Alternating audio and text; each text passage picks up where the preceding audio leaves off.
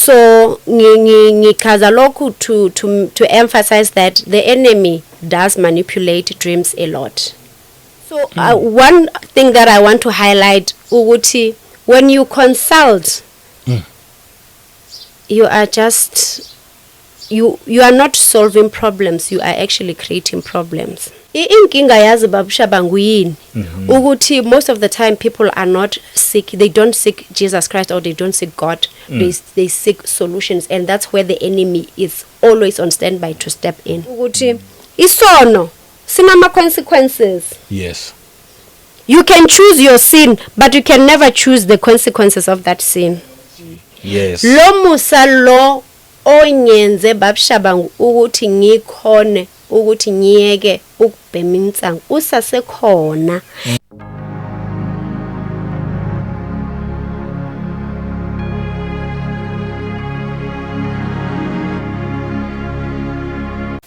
welcome once again kwiKota2 Media. Igama lami ngumduduzi ngwakashabangu.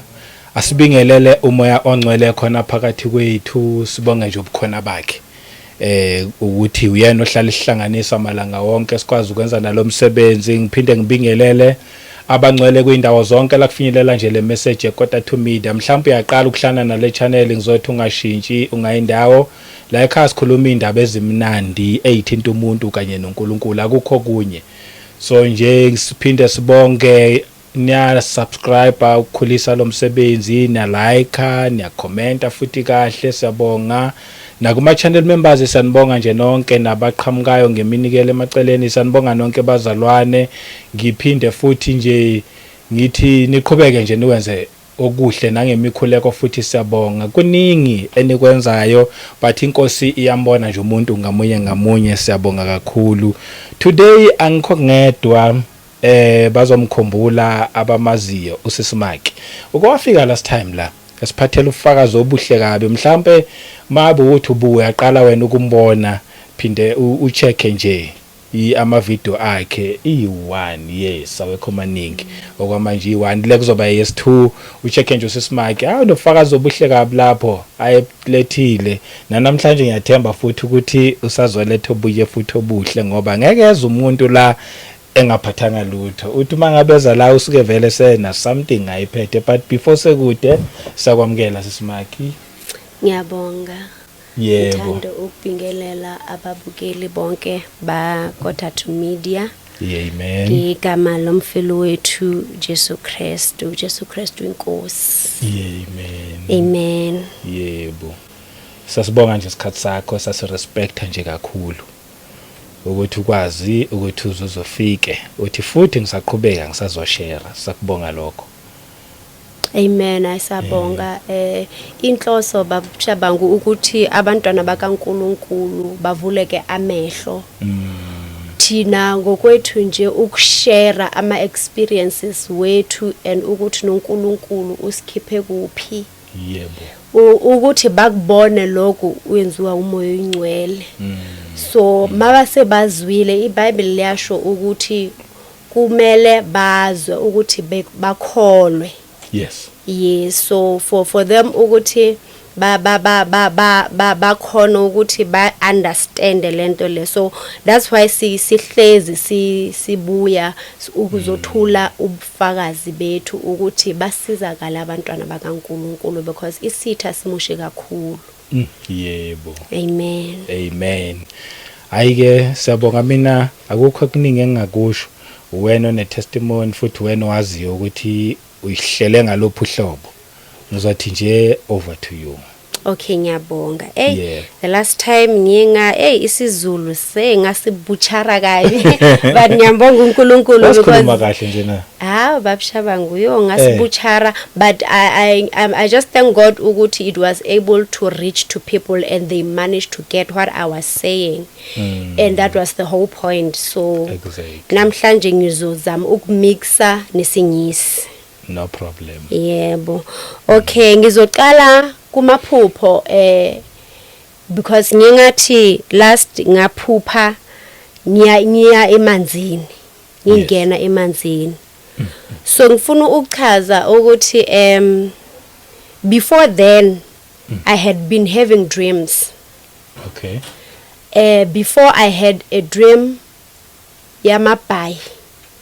Oh, lawa Yes. awezangoma. Yes, lawa masangoma. Okay. And lamabhayi lawa as the same way I had that one that took me underwater. It comes with a light engathi ya projector. Yes. So the first one it was red nebubes in the center, and the other one bathi injeti. Yes, lelo bhayi yeah balibiza igama injeti. layo. Yes, Okay, yes. le maroon. Ngawathenga. Oh, wawathenga futhi. Yes, ngawathenga. And then ngawaphahlela. Bengilala ngawo, ngiwabheka phansi kwemsamo.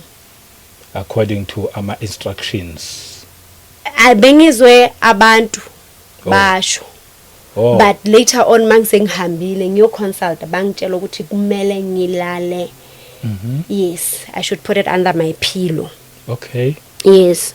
So ngichaza lokhu to emphasize that the enemy does manipulate dreams a lot. He manipulates the dreams a lot, and it takes the grace of God to get to a point where you can differentiate between the dream that comes from God and the ones that comes from the enemy. Because after I had the dreams about those, after I dreamt about amabhayi lawa sengiwathengile, I went back to consultations. Ngiconsulta. And another thing ukuthi when you consult, ushare ama dreams nabantu labo uconsulta. You understand? Yes. So that also opens a portal. Because one thing that people are not aware of is when you consult, you are opening portals into your spirit, into your soul. Yeah, but Yes. so whenever kuthiwa umconsultile bathi kuwena unomoya, Yes. and you agree with that, you are getting yourself into an agreement, and you are signing yourself over to that evil spirit. Because you are agreeing. The enemy always wants access into your soul. You give access. You are the one who gives access. Yes. Yeah, but the enemy is able to access your spirit because you gave him a permission. Yeah. So ngibonile ukuthi kukhona lapha kuma comments but kuthiwa, because I had mentioned ukuthi the spirit world that is a legalistic world. Yeah, the spirit world is really a legalistic world, and there are legalities governing that world. Yes. So in my case, the enemy had the legal access to my spirit because of the consultations, the rituals that I performed, but he didn't have the authority. That is why he was able ukuthi atshontshe umphefumulo wami into the spirit world. But now he could not protect me because I had not accepted him. Yeah. So he didn't have the authority. Yeah, so when you perform the rituals, you are opening portals, therefore giving access. Yeah. So he can umoya lomu uyakhona ukukuthatha ukuyisa kuphi in the spirit realm. But once you are there, you are at risk because he cannot claim you. You are not legally his. So he cannot protect you. That is why Mina, in my case, I saw ukuthi there was no way I could have survived there. It's only God who made sure that I am protected and safe. Yes. Yeah, I understand. Yeah. So in the spirit world, in the spirit realm, that's where the spirit communicates with the spirit. No one tells you, but you already know. That is why most of the time, Babshabango, it's difficult for people who have been in the spirit to explain. Because when you are there, you don't ask questions most of the time. Because whatever that you see or that you have been told, you understand it and it makes sense. Yeah, but so mawusobuya uzoyichaza, it becomes difficult because now uzongibuza imibuzo angeke ngikhona ukuphendula, because for me that time it made sense, so I didn't even ask a question. It's very difficult to try to explain izinto the spiritual to someone who is spiritually inept, it's very difficult. Ngiyakuzwa. Yeah, for some people it doesn't still make sense ukuthi ngiyahlala la but umoya wami uye somewhere. It still doesn't make sense. Impela. I understand. Yeah. So there are legalities that are governing the spirit realm. You just don't enter. Awungeni just, that's why kumele, because in my case they said for me what happened to me usually it happens after umuntu sekaphuzi igazi lembuzi makathwasa. Oh, okay. Yes, but and now go wahlaba kona. no, I didn't. That's why that what puzzled me. So Satan wanted me so bad into the kingdom of God, darkness, that he could not even wait for me to get to that stage. Ngiyakuzwa.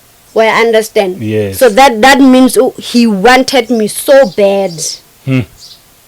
Yo, impela. So that's why everything turned out. It was bad because now people around me, they thought I was crazy. Because if ever you are in the spirit and you are trying to say the things that you see, you are not going to make sense. Yeah. You are not going to make sense. And now he could not even explain to me because his target was to win over my soul. It was you accept me and you'll get this and that. That was his main purpose. Not Uguti at that time I should understand that what is at cost. Kahle. Yeah. We are born. Yes. Yeah, so that is what one thing that I want to highlight, Uguti, when you consult, you are just you are not solving problems, you are actually creating problems. Because when the enemy wants you as a child of God, he creates problems for you. Then he acts like he's helping you whilst he's slowly stealing your soul. That's why when you consult, they tell you Uguti khanyisa. Let's use our minds. Ukhanyisa la kumnyama khona. They won't tell you straight that we actually want you to give us permission to access your spirit. Yo. So mabethi khanyisa basuke besho ukuthi give us something like imali. Yes. Yeah, but so that there is a deeper meaning. That actually means give us permission to tap or to access your spirit. That is what they are doing, but they will not say it straight. That give us access, because they create nje jargon ukuthi to blindside you ungaboni. Because now you will ask yourself questions, why do I need to give them permission, yet I came looking for help? Yes, I understand. So he acts like he's giving you a solution, you go back. That's why once you consult, you'll always have to consult. You have to go back. Yeah. That's where you learn that it's not really a solution. Because if it's a solution, the problem stops. It ends. Yo, that's powerful. Because once if it's a solution, a problem kumele. Yes. But now, because you keep on going there, it's not a solution. It's not a solution. It looks what he does with Satan, he offers a counterfeit solution. Yeah. You keep getting deeper into until to a point where by now you are drowning. Yo. You understand? It's not a solution. It's a counterfeit. Because if the solution was real, why do you need to go back and renew? Why do you have to do it monthly? You understand? Or weekly? Why do you have to go back again? You are actually slowly initiating yourself unaware. Whereas the only thing that you can do for yourself, seek first the kingdom of God. Funu Jesu. John 16:33. Yes. Uguti, he will solve all your problems. Yes. Not a temporary something that will want you to go back. No. If uyagula uyaphola. Yes. If awunokuthula uba nokuthula uyakhula uyakhululeka. Exactly. That is it for the child of God. The enemy will not come straight, he comes with the tricks. Akazi straight. Uza nje ngama tricks la. Yeah, that's why athi khanyisa, ukhanyisa ini. Yazi if awubuzi ungayithatha light lento kanti ukhanyisela yena ukuthi kahlahle vele usukumkhanyisela ngoba usukumvulela. Angisukukhanyisa kahle kahle kumvulele, giving them permission to access your spirit. Yo. So bona basebenzisa language to manipulate, because that's what the enemy does. He's manipulative. Yo. Omunye umbuzo umuntu ufuna ukubuza something. Yeah, because ile ndaba yokuconsulta siconsulta endaweni ezi different.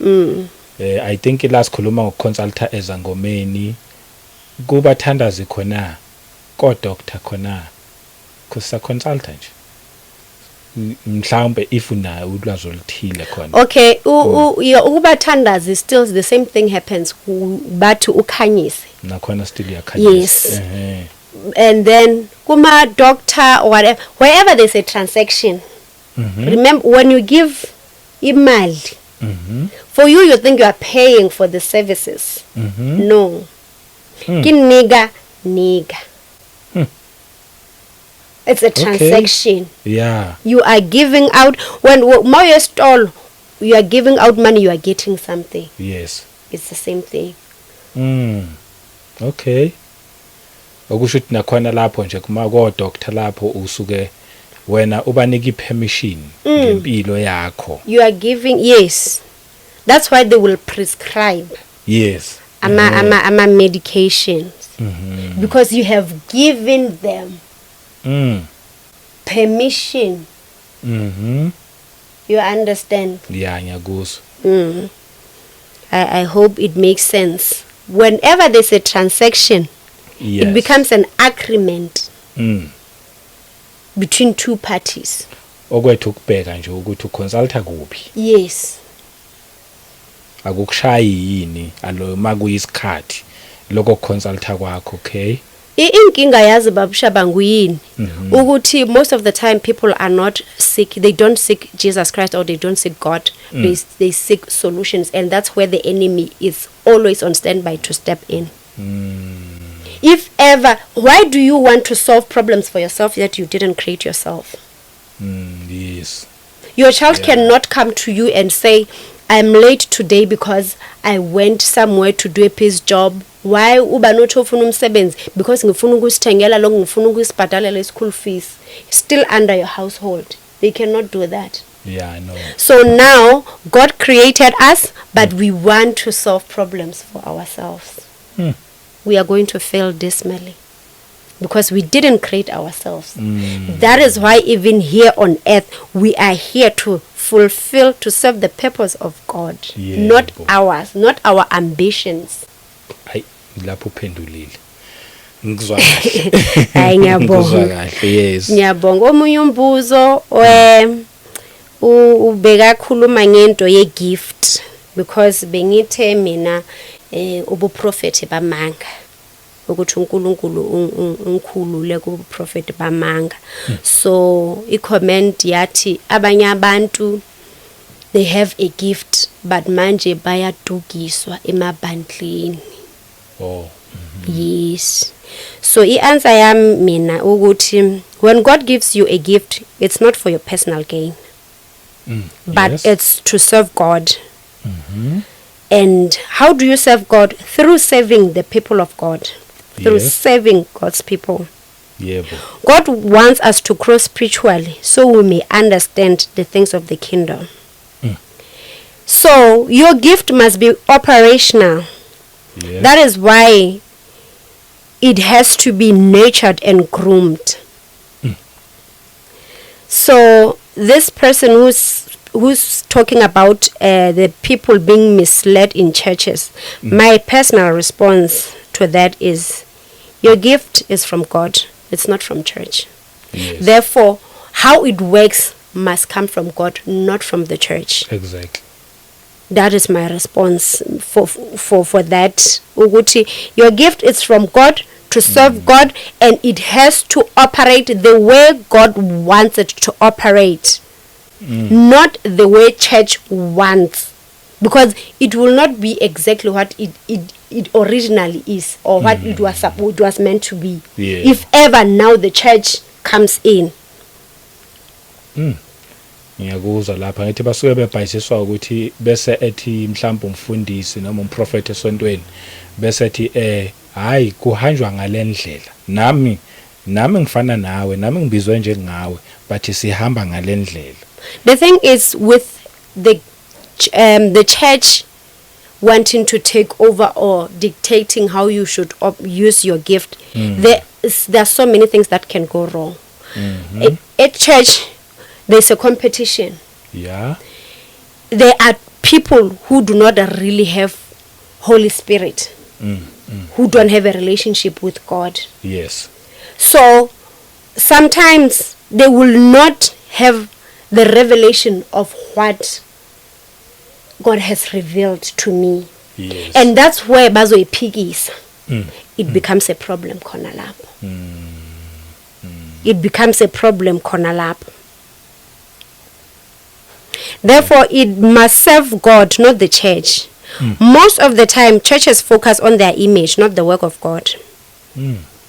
Because, for example, if ever mhlambe ngifika with a prophecy kuthiwa uNkulunkulu uthe this church I recognize, so it must end.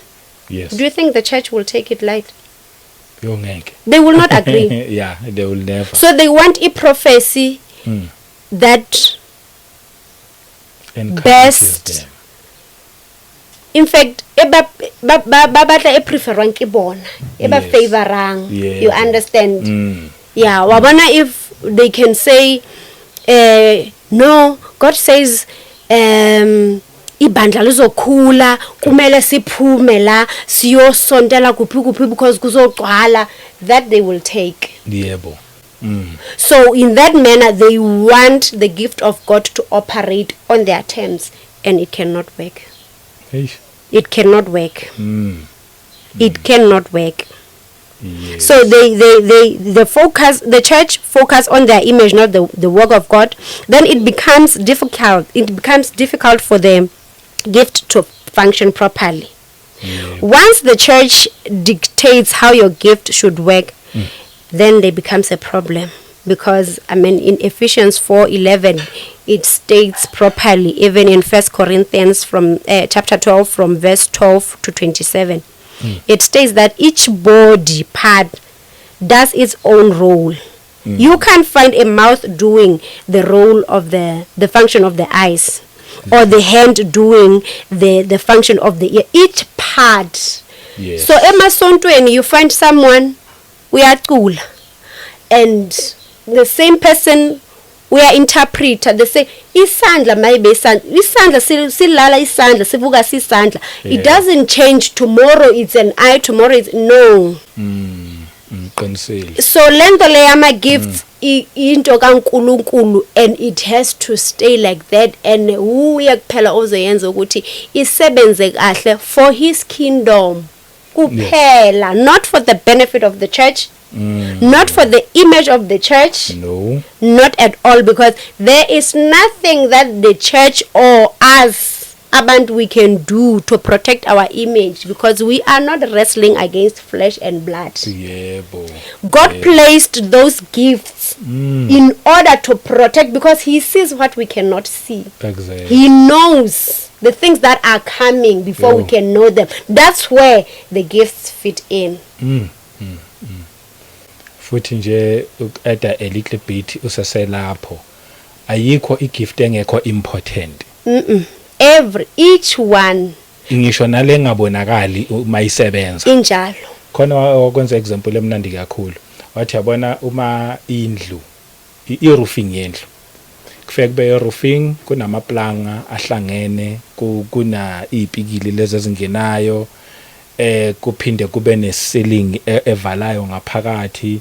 Kusho ukuthi lama plank lawa nezipikili ama tiles ngaphezulu lezi ayipikile ezibambile lapha zibonwa umuntu and yizo zivalwe ngisho nana yi-ceiling ukuthi singaziboni but umsebenzi eziwenza lapho yizo ezibambile kahle kahle. The problem ukuthi abantu bafuna i-recognition number 1 bathanda i-spotlight and that's where the enemy people want to be relevant. That's where the enemy attacks because sekakubonile ukuthi wena you are not focusing on umsebenzi kaNkulunkulu ufuna ukubukwa nayo ke problem. That's where it comes. That's where the problem comes because umuntu ofika esontweni mhlambe ayithanyela yes uyinesbusiso zayo ezinkulu futhi and uzothola ukuthi lo muntu lo ubhizelwe ukucleana. Yes, you see Babshabangu, no matter what you can do, what God has placed in you, no one can ever do it like you. Even if they can do it, they will not do it the way you are doing it. Exactly. Njalo nje. So people, the problem is they marginalize the gifts. They want to gauge this one is important than the one that. It's not about that because the gifts are not for us. In the first place, it's not for our own personal gain. It's for umsebenzi kaNkulunkulu. And I wish abantwana bakaNkulunkulu they can get that. Oh, yonke into ingaflowa kamnandi. Iyaflowa kahle. Omunye nomunye position yakhe. Ngiyabonga. Futhi akekho ozolibala ukublameana nomunye uma ngabenza umsebenzi wakhe. Ngoba nalento leyo ukuthi kube nabantu abahlalela ukublame nje. Each and every time when ubheke nje ukuthi uzoblame, it is because awukho kwiposition yakho. Ukuba kwiposition yakho ngabe ubheka le position yakho ukuthi uyenze kahle.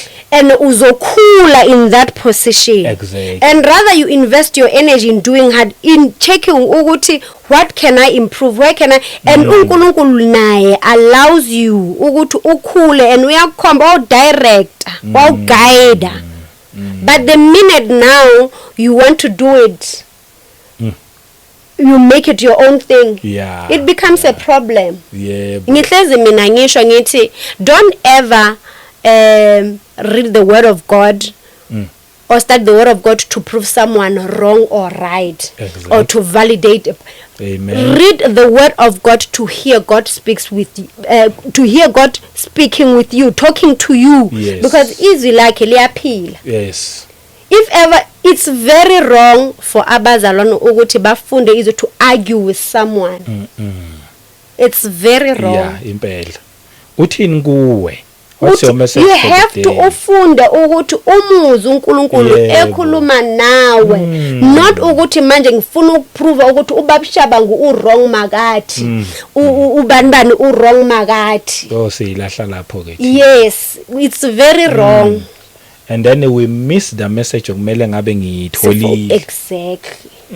Well, I understand. Yeah, so yikho lokho. So into enye engifuna ukukhuluma ngayo kakhulu namhlanje ukuthi abazalwane bayicaphele ukuthi uSathane he's the author of perversion. He perverts everything. Everything he twists it ngendlela yakhe.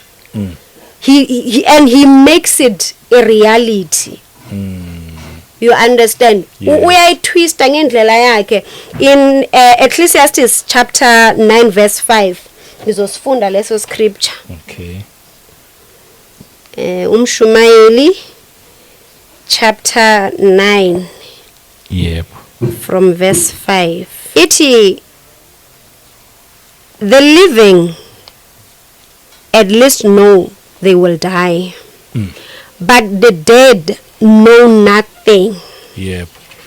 They have no further reward, nor they are remembered. This scripture has always been there, Babshabangu. Niza kulento lokuthi uSathane is a perverter. He's a author. This scripture has always been there. Iyasho ukuthi the dead are gone. Yes. That means and it says they are forgotten. But the enemy made the children of God to believe that the dead can actually, they have power, they have control over their lives. Eish. when they are dead bona bephila. Mm. Uyabona into eSatan ayenzile. Yo. So uSatan yena kahle kahle he's the author of perversion. uSatan knows the Bible inside out. Yep. So uyalitwist. Yep. Everything that he knows ukuthi uNkulunkulu akayifuni, he presents it to the children of God ingathi into emnandi, and then they fall into the trap, into his trap. That's what he does. Yep. Yep. So this spirit of perversion kahle kahle it's a spirit that encompasses any thoughts or desire or action that deviates from God's intended purpose for human race.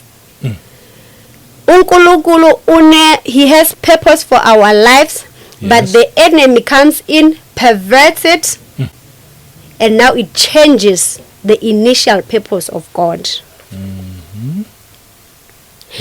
This unclean spirit, the spirit of perversion, Yes. it influences people to do whatever they want to do, then twists the truth to justify its actions. Yeah. Ngakuzwa. And it uses humans to carry out their will here on earth, since they don't have bodies.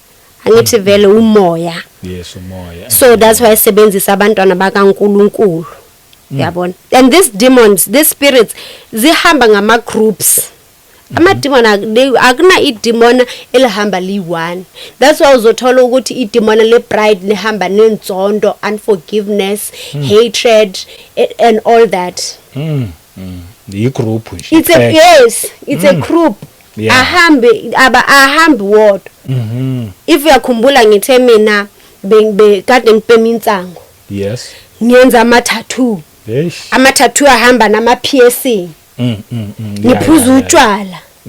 Kuyahambisana nje. Kuyahambisana like uyabona, and iya-invitana le mimoya le. And mina ngithi hayi ngithanda, mina I think it's the life that I love.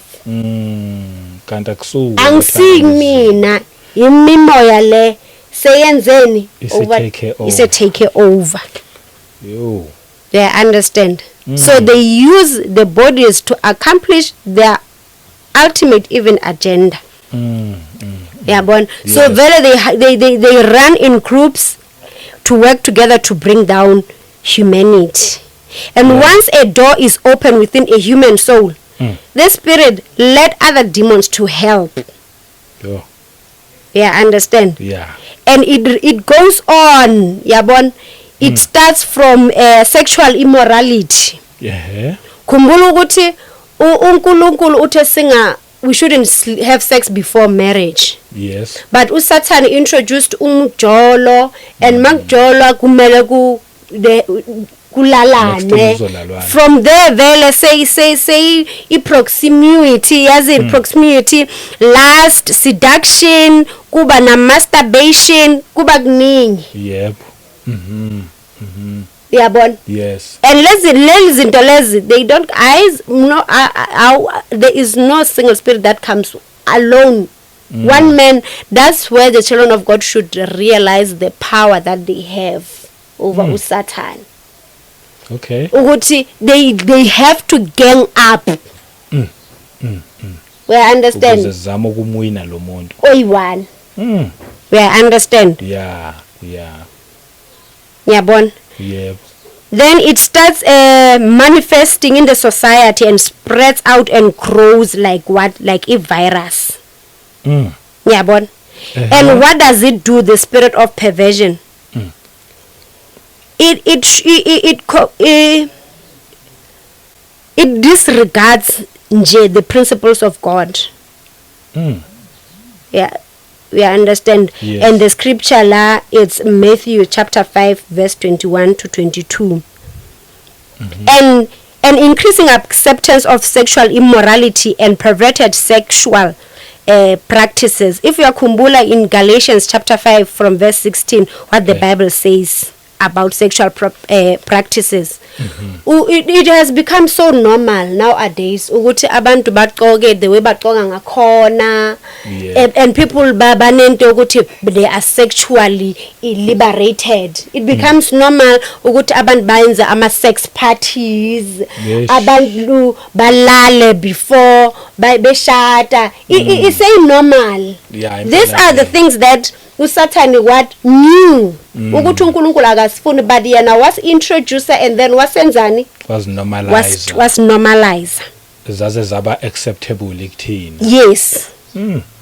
Yabona. Yebo.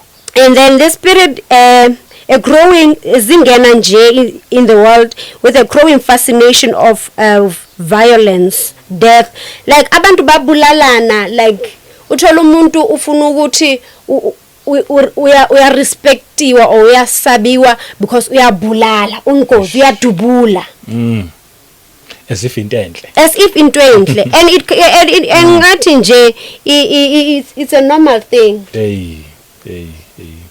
You understand? And one thing that people should be aware of ukuthi isono sinama consequences. Yes. You can choose your sin, but you can never choose the consequences of that sin. You cannot. That's why uzosithola ukuthi wena uhambile wayolala nendoda yomuntu emzini wakhe bese bayakudubula bayakubula. Lo munye umuntu kade eyenza lento le but yena or wena uyenze because uthi hayi bayenza. You understand? Kanti wena kuzoba nebhadi. Yeah. Wena bakudubula. Yes. Or wena ube exposed kuma social media ngoba uyabona laba abanye bona kungenzeki kanjalo. Yeah. Isono uyaskhetha wena, but the consequences you cannot. Yebo. Oh. You cannot. You can't even manage the magnitude of that of that sin. You understand? Yes. Like you cannot. The enemy is not about stopping or preventing us from doing what God wants, but he wants us to do it his own way. Stop uSathane. Yebo. That's why like uNkulunkulu gives me a gift, but uSathane ufuna kwenzani ukuyisebenzisa ngendlela yakhe for yena. Akakustop. Angithi uNkulunkulu ukunika igift ukuthi isebenze.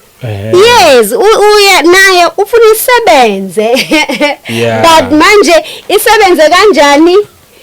Ngendlela yakhe. In most cases indlela yakhe it always leads to destruction. Yeah. Whereas God, it was for his glory. Yeah, understand? Yebo. So lo moya lo perversion spread kanjalo from the obsession with power, control and domination. We were given power, Tina.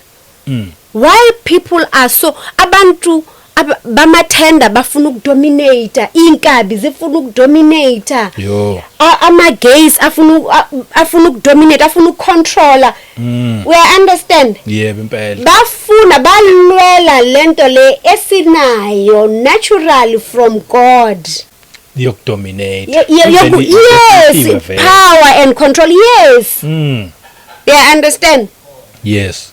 But manje bafuna ukuyenza kule side le darkness. That is why vele manje sekumele kube nokuncola khona. Yes. Yeah, understand? Yeah, understand impela. So uSathane nje umoshe kakhulu. Ubona nje abantu sekunormal ukuthi kuyathwalwa, kwenza ama cult, kwenza izinto all the things that uNkulunkulu angasifuni. Yes. And they become normal. Impela. Like it becomes normal ukuthi ushadile hayi kumele uye emuntwini to safeguard your marriage. Umshado into kaNkulunkulu. Basho kanjalo impela. If there is anyone who would protect umshado wakho uNkulunkulu kuphela nje futhi. Hayi ezinye izinto. Asiqinisa imizi la. uyabona yebo uNkulunkulu oqinisele injalo so lo moya lo uvele nje uyaspreada kanjalo like the objectification of women as sexual objects. The scripture lana ki Deuteronomy chapter 23 verse 17. It's so normal amadoda mawenza phathi ukuthiwa abosisi bekhona. yebo Like women are no longer respected.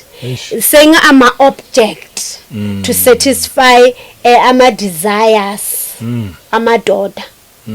Abantu besifazane bona laba who were the first people after ukuthi uJesu Christ abe buried bahambe ekseni ngama perfume nama oil buy, the very same people now they are being objectified and it becomes normal. Yambona ukuthi uSathane unjani?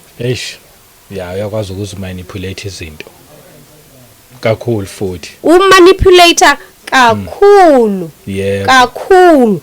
Wenze nje umoshe kakhulu. Umoshe kakhulu. yebo Umoshe kakhulu uSathane. Uyabona and also this spirit of perversion is spread through a normalization of killing of innocent babies through abortion. Just look at South Africa, man. It's legalized. What does the Bible say about that? So uyabona ukuthi everything that's in the Bible, everything that God does not want, uSathane uyilethe yonke and introduced it to the children of God and they fell for it. and bese ibeka kahle ngazathi right. Yes. You were protecting yourself. Yeah. Yabona nje ayibeke nje ngazathi Yeah, ngendlela right. Umzimba wakho, you have a right over your body, you can do whatever you want. Ngaleso sikhathi asinawo nebody njalo siyiphiwe. Akunalutho lutho, there's nothing that because nomphefumulo angisiwona wethu. Yebo. uNkulunkulu owner Everything. Yo. Yabona? Yebo. Yeah, so ukuthi lo moya lo uvuleke ungena kanjani? Uvulekeka kanjani lo moya lo ukuthi ukungena? The mind is the primary battleground for demons. It all starts as thoughts, then imaginations, then actions on such thoughts. Because behind everything we do, there are thoughts.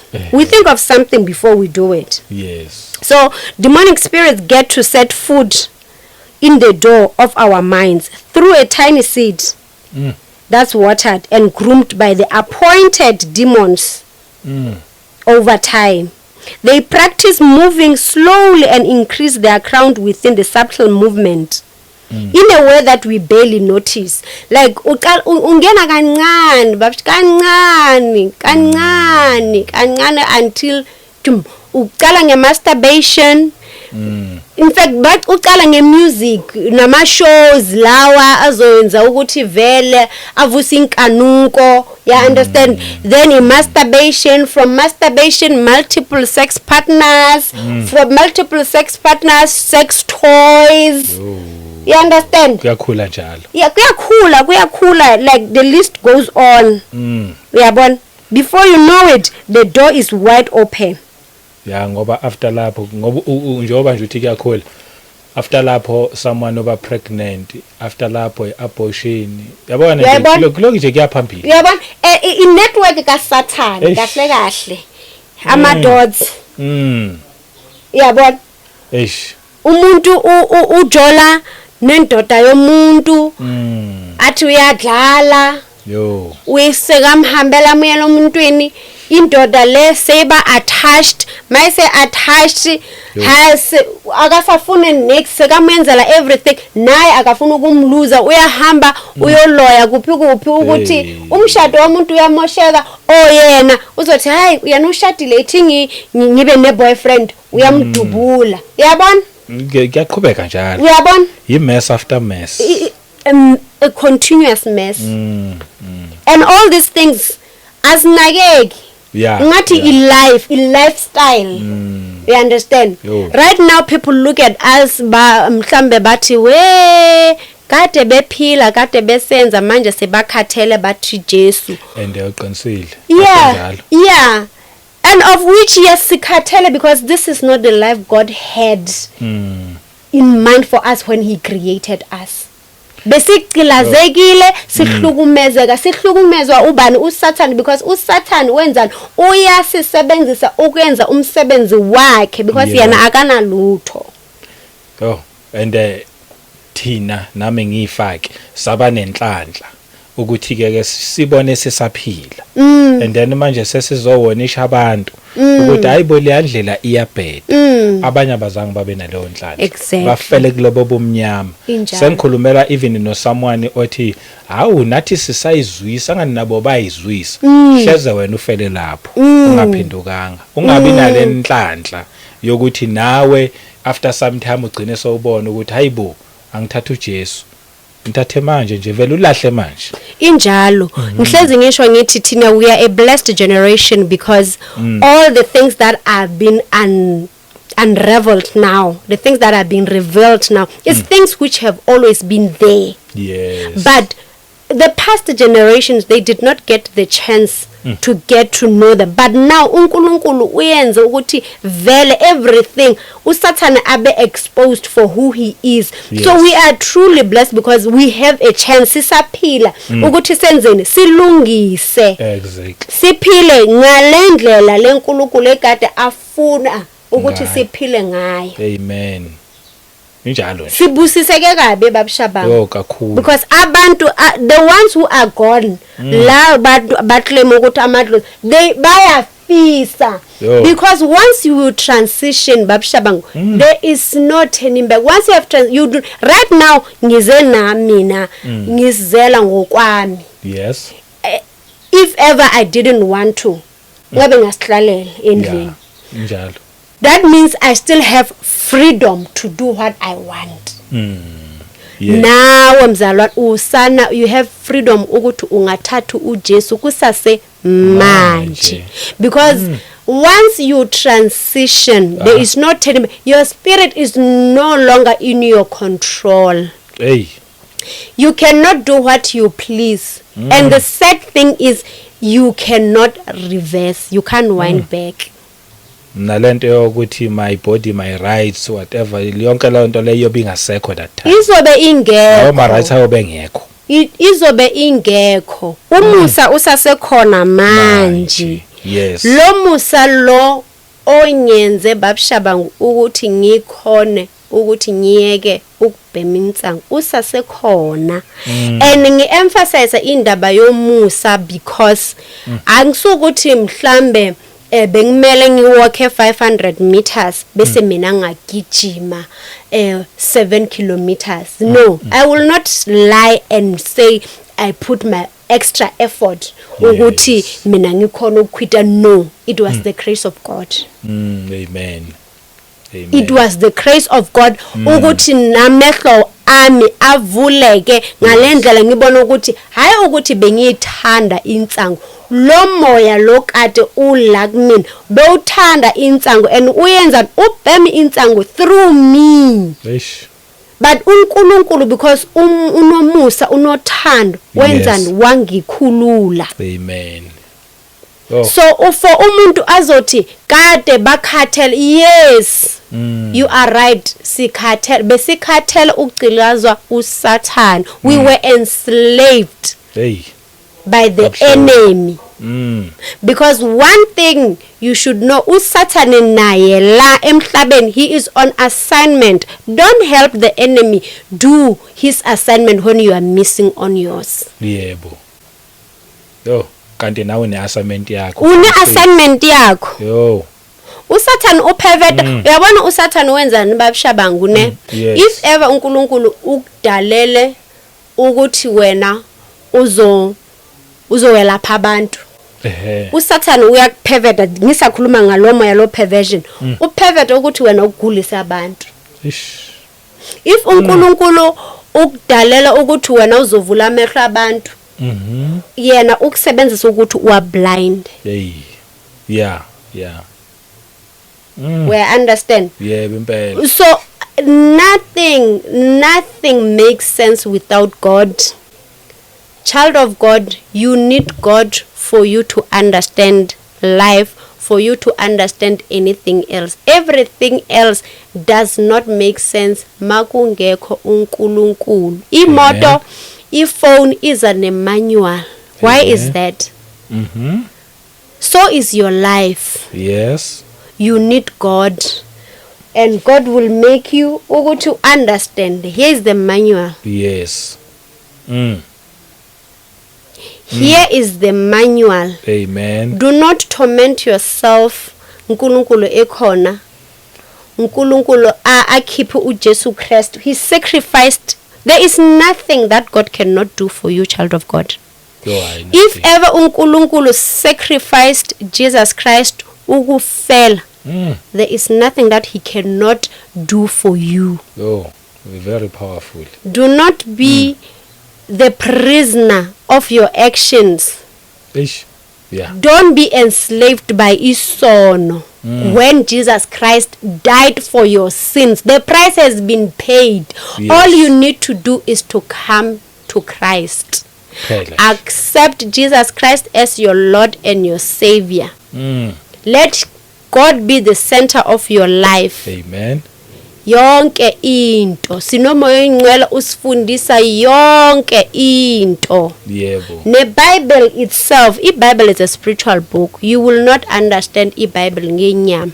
You need Holy Spirit. Khona omunye usisi wami oye wathi uyabona mawuthi usindisiwe ungenayo umoya ingcwele. Hayi zwakaoma. Ke mathata. Because it's a foreign book as it is. Yeah. You cannot understand the Bible without Holy Spirit. Yebo. Kunjalo nje. You will not expect ukuthi uNkulunkulu aze omoya ingcwele azokuchazela izinto ongamphileli. I'm a citizen, I'm a Lesotho national. Yes. I can't claim or ngifune ama benefits of a South African. I cannot.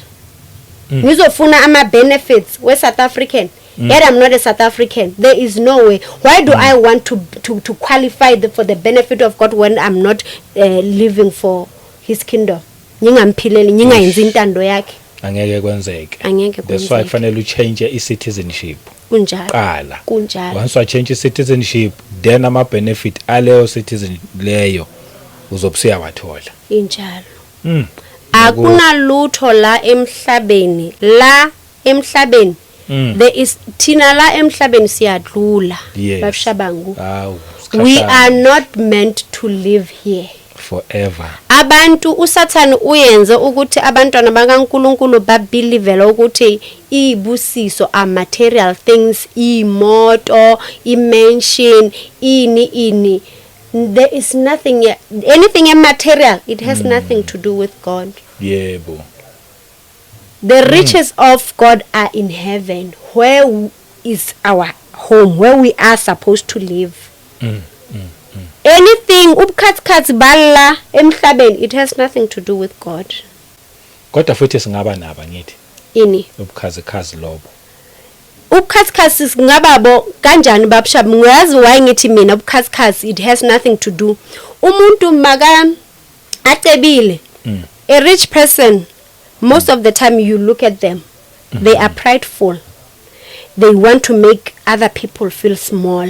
Bafuna ukushinisa, bafuna ukuxhomelana kahle kahle. Umuntu isibusiso from God. You are not going to be prideful, rather you are even generous. You are even sharing with the children of God. You just don't want to ukubukwa. No. Yeah. That one you know it's from God. Yes. But this one that comes with abantu bangibona, it's because zina vele nimimoya sisuka zinemimoya. Hayi. That's why abantu bafuna umuntu uzothenga indlu imoto ye3 million. Kukhona usisi wakhe obuti wakhe somewhere who is struggling. Eish. Ufuna And then bowuthi kukhona uNkulunkulu lapho? Akuyenzi sense. Ayikho lento leyo babshabangu. Khumbula in Acts chapter 4 from verse 32 kuthiwa abafundi bebashare yonke into. even the ones who had ama-fields land bebadayisa baletha kushare kungena umuntu athi this is mine, my car, my house, my what. Abantu bahlala estradeni, abantu banama-12 room. Into nje engena uNkulunkulu inside hayi iyahlupha impela injalo. yeah hayi leyo ngilethiswa indaba yokuthi nje angifuni kube sengazathi akumelanga kumele sihlupheke. Angifuni ukuthi siyipromote indaba yepoverty. I-poverty angeke siyipromote and uNkulunkulu akafuni ukuthi sihlupheke. But also it will depend ukuthi how do you describe ukusafara. Umuntu uzothi uyasafara because angasebenzi. Or umuntu uzothi uyasafara because angena moto. Umuntu kuzo depend. If ever you have everything you need kulomhlaba, why would you say we are struggling? It's because you are comparing yourself with someone else. Yeah iqiniso lelo. You want someone else's things. And that time you don't even know how they got them. If ever we are pila, you have a place to stay, you have a Bible, we are geza, uyadla, unempahla, like right nje awuguli. Why uthi uyasafara? Aye. Uyahlupheka because you cannot afford a holiday to overseas. Really? Uyahlupheka because wena awukhona ukufunda in a private school. Hayi leyo hayi.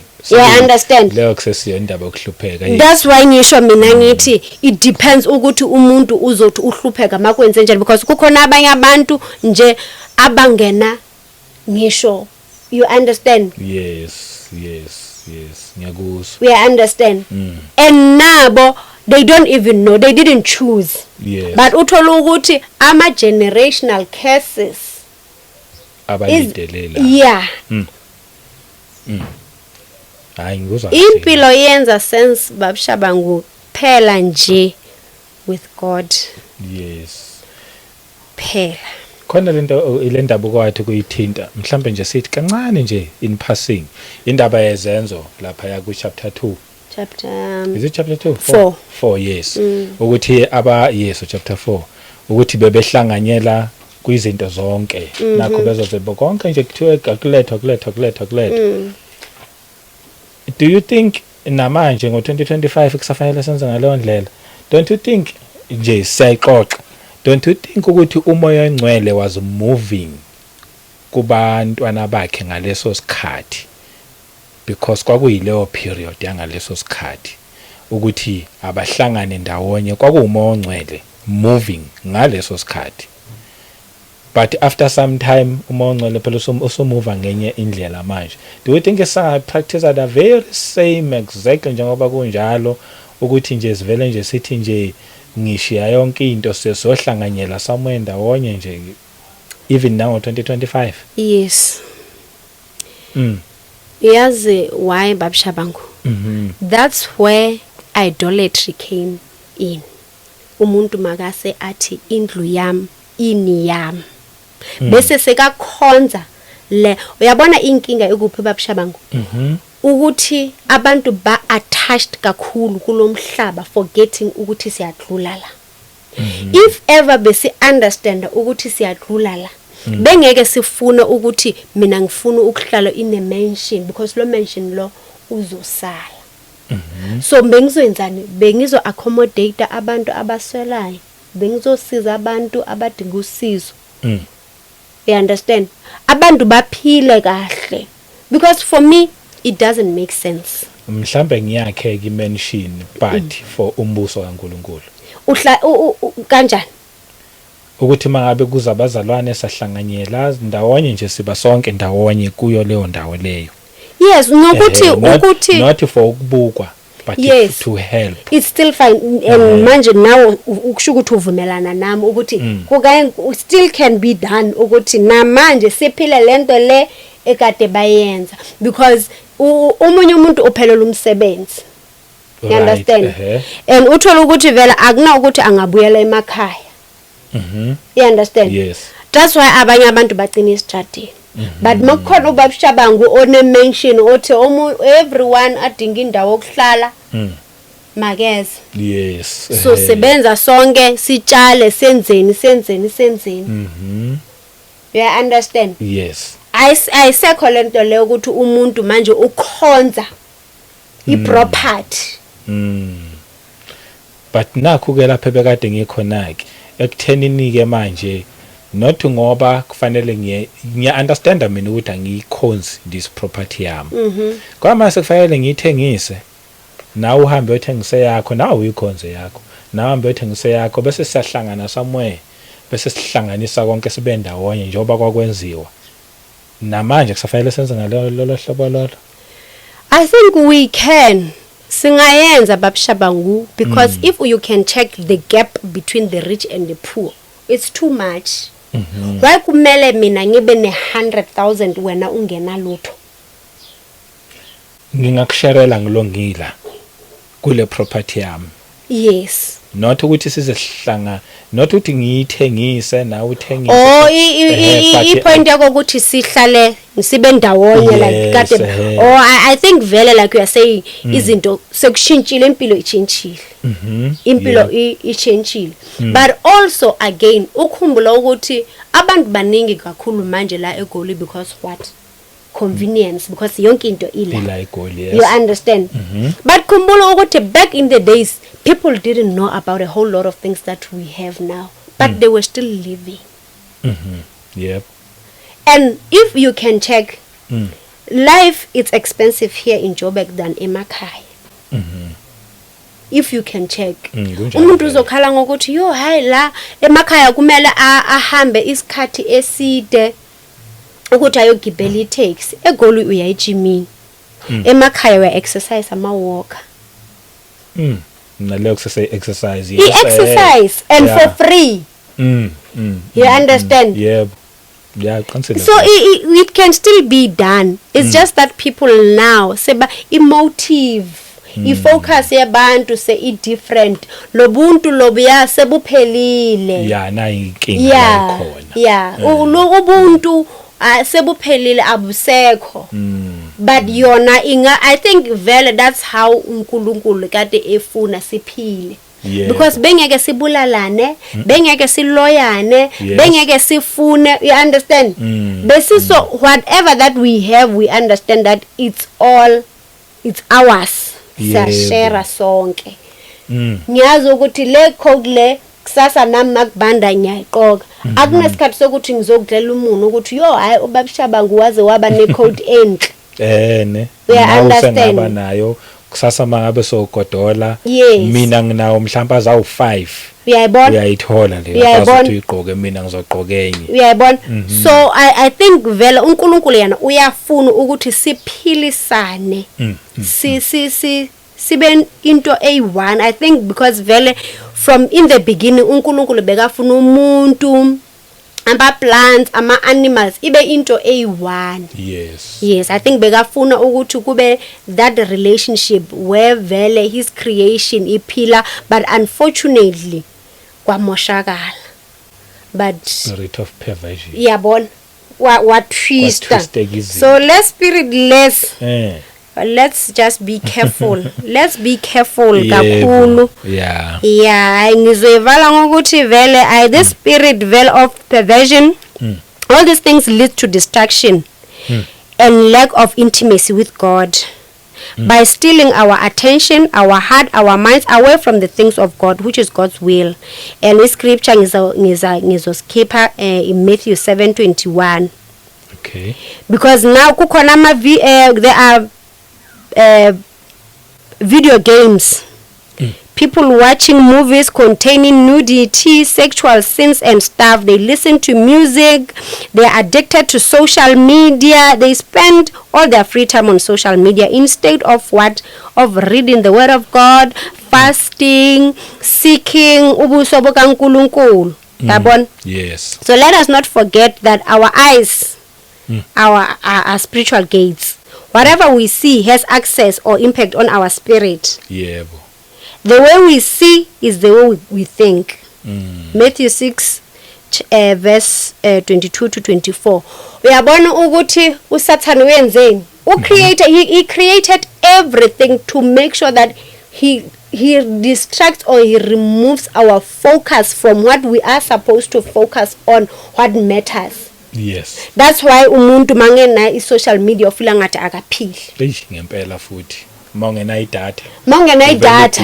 Uyayibona? Yeah. So this spirit vele imoshe kakhulu, so yilo kade ngifuna ukukhuluma ngakho ukuthi abantu baqaphela ukuthi everything else uSatan uyenzile just ukuthi uSatan une jealous. Yeah. Ngomuntu. And that time the idea of thinking ukuthi umuntu uyophila ezulwini yamkwatisa, and that time umuntu has akakayi ezulwini akazi. Yes. But ummonela ngalento angakayiboni. Yes. And that is why he's doing all he can to make sure ukuthi kwenzakala uyamstopa umuntu ukuthi ayenzeni ayo enjoya ubuhle bosezulwini. Yo. Amen. Sayibonga Nkosi eyakhipha lapha kulobu yabungoma ngoba wawusunamabhaya abomvu lapha namabhubesi wawusungenile impela. Bese ngingenile and bese ngifila ukuthi if ever kumele ukuthi izinto zami zilunge kuzomela ngiyothwasa ngifuna or ngingafuni ngoba kushiwo kanjalo kungeke izinto zakho ilunge akayenzi le. Yeah, but ke because ukuthwasa vele bengingakufuni and no umngani wami vele wangisiza. Yeah. Ukuthi because it didn't make sense. That's why ngithi impilo without God doesn't make sense, because all the time man consult kuthiwa the gift is coming from my father's side of the family. But my father's side of the family abangazi because my parents were never married. So banginika kanjani lento leyo bangangazi. And manje yakhumbula ukuthi ngathi by the time lo moya lo sokhuluma kumina wathi ubani ugogo wami. Yabona ukuthi uSathane unjani? Oh. Yeah, impela. So now it's a confusion. It's no longer coming from my father's side, it's coming from my mother's side. Kanjani? Hayi cha. Uyayibona? Confusion nje enkulu. Because komunye ubaba uyewathi kumina if ngingathasi ngizwe I'm going to die in a car accident. Ngiphilile. Namanje angithwasanga. Yebo. And ngiride I have peace. Nakho uyaphila nje. Ngomusa. Uyasisharela futhi nendaba ezimnandi. Uyayibona? Yeah. So ningethusa abantwana bakaNkulunkulu. uSathane uyathusana. Ungavuma uSathane akuthuse. uNkulunkulu there is nothing that God cannot do for you. There is nothing. Yebo. He created you. He certainly will take care of you and provide all your needs. Amen. Amen. Sayibonga Nkosi kakhulu. Nami nje ngakusho nje sesiyivala le ndaba le ukuthi ngempela uJesu Kristu ukhona. uNkulunkulu ukhona. Because some people banokumdoubta ukuthi kodwa uNkulunkulu ukhona. Buka ngaphandle yonke into, buka nature, buka ama mountains, buka imifula, buka ilanga, buka izihlahla. Buka nje creation. Someone created yonke lento oyibonayo, and futhi khona that person is in charge yethu sisonke, and futhi asithanda ngendlela esimangaliso.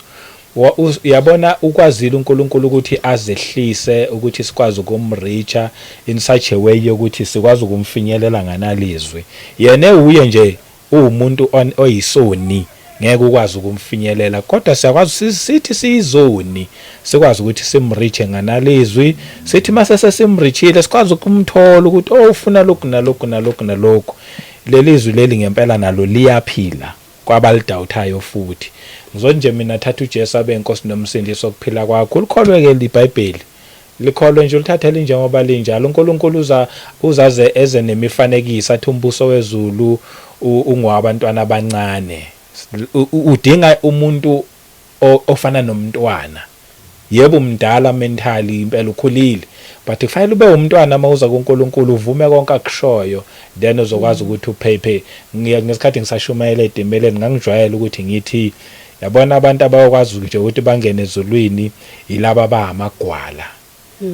Yabona mawuyigwala uvuma yonke into, kanti uma ngabe ukuthi wena uyiqhawe laba bangasabili utho hayi ngeke uzothathe lutho kushona na uNkulunkulu ohlala ublema yonke into nje. So nje asibuyeni nje isikhathi sasekhona siyithathele uJesu Kristu, mhlambe nawe namazwi okugcina. Ngiyazi nabantu bazofisa nokukuthinta, mhlambe futhi na last bakuthinta, awanda bakuthinta kangakanani. Ngiyangizwa abanye bethi angisalali webabushabangu abazalwane bayangithinta nasebusuku, but uma ngaba unankinga nama-phone number futhi. Hayi mina nginenkinga. Okay. Even last angishiyanga i-numbers. Na last awishiyanga. Angishiyanga. Okay. Kodwa ke ama comment sections wona ngiyasinika isikhathi ukuthi to go through. Yeah, mhlambe if umuntu yena angangithinta personally, because lezi zinto lezi babushabangu ziza nama challenges. Yeah, uzokhipha ama number bese wena nje intention yakho ufuna ukusiza bese kuyenzeka enye into. So mina I'm not that strong kuzinye izinto, so ama numbers wona angeke okay. Yeah, understandable. Yeah, angeke ngiwakhiphe, but umuntu uzokhomenta and mhlambe bese siyaxhumana if afuna ukuthi ngimchazele. Yes. Hayi ngcono ngoba i-comment section ihlala ivulekile. Futhi ngibonga nje ukuthi unakho nabuphendula amanye lapha ama-comments ukukhomba ukuthi futhi yafunda. Ubheka ukuthi bathina abazalwane kophi la engasiza khona. So nje sabonga kakhulu. Sasibonga isikhathi sakho, sakurespecta nje kakhulu. Ikubusise igcina inkosi futhi. Hayi siyabonga. Yebo. Ikwandisele khona na next time uzophinda ubuye. Ngibona ukuthi ngizobuya. Hawo, sesokhathele. Angikhathalanga. Ngicabanga ukuthi mhlambe lokho mhlambe uNkulunkulu abe afuna ukuthi ngikuveze, sengikuvezile. And from here yena uNkulunkulu yena osenze owakhe umsebenzi. As long as abantwana bakhe bazi ukuthi khona izinto esiso esenzakala, because omunye umuntu is giving up ukuthi hayo, because ngibona omunye umuntu athi yena uthwasa kawu4, you end up so ufuna ugive up. But uyabona ukuthi one thing I can say, at the point of giving up, God always shows up. uNkulunkulu uhleze enathi, whether siyabona or asiboni, whether we recognize, but yena uhleze enathi. Kwethu nje ukuphenduka. Yebo. Siphile ubungcwele. Yes. Amen. Amen. Cha kulungile, ngizwe kahle, but ke if ever kwenze ukuthi ufuna ukubuya, you are more than welcome. Ngelinye ilanga mhlambe ngomunye unyaka phetha sazophila isikhathi esingakanani, you are more than welcome uma ngabe nje sobe inkosi sasigcine kulomsebenzi. Yilokho nje ngingakusho mina, ungasabi lutho. Siyabonga kakhulu. Siphinde sibonge nasemakhaya nonke, sinithanda nje ngendlela eyisimangaliso. Inkosi ayinibusise inigcine ngomsa wenkosi uJesu Kristu. Asiphinde futhi sihlangane kwivideo elandelayo. Amen. Amen.